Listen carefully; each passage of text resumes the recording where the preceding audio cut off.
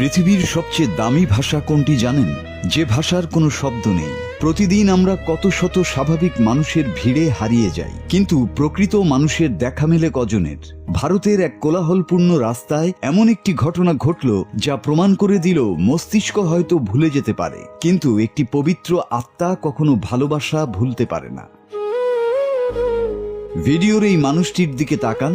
সমাজের চোখে তিনি মানসিক ভারসাম্যহীন এক অবহেলিত ছিন্নমূল মানুষ, কিন্তু পবিত্র রাখি বন্ধনের দিন এই মানুষটি স্কুলের শিশুদের দেখে কাছে এগিয়ে এলেন অদ্ভুত এক আবদান নিয়ে।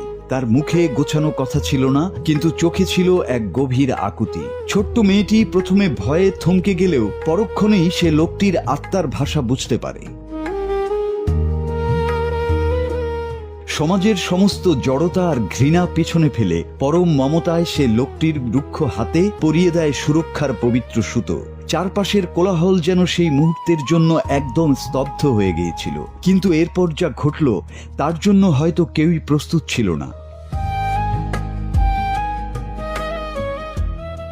রাখি পরানো শেষ হতেই ওই ভারসাম্যহীন মানুষটি মেয়েটির সামনে মাথা নত করলেন। এই নীরব নতজানু হওয়ার মধ্যে কোনো পাগলামি ছিল না, ছিল এক ভাইয়ের অকৃত্রিম কৃতজ্ঞতা আর শ্রদ্ধা। মেয়েটিও এক অদ্ভুত স্নিগ্ধতায় সেই সম্মান গ্রহণ করল। প্রমাণ হয়ে গেল কাউকে সম্মান বা ভালোবাসা দিতে অনেক শিক্ষিত হওয়ার দরকার নেই, মানুষ হতে শুধু একটি সুন্দর হৃদয়ই যথেষ্ট।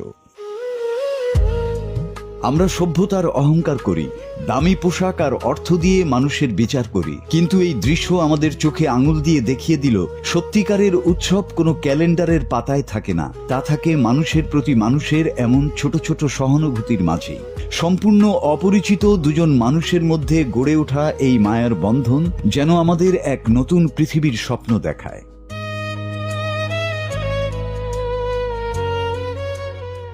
কেউ হিসাব রাখে সম্পদের, আর কেউ হিসাব রাখে ভালোবাসার।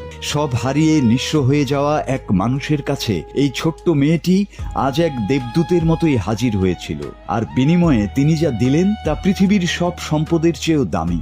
হয়তো মস্তিষ্ক হিসাব করতে ভুল করতে পারে, কিন্তু একটি পবিত্র হৃদয় কখনো ভালোবাসতে ভুলে যায় না। তাই তো ভালোবাসা কিংবা মায়া কথা বলে শব্দে নয়, নিজস্ব ভাষায়। মাসুদ হাসান, বাংলা টিভি।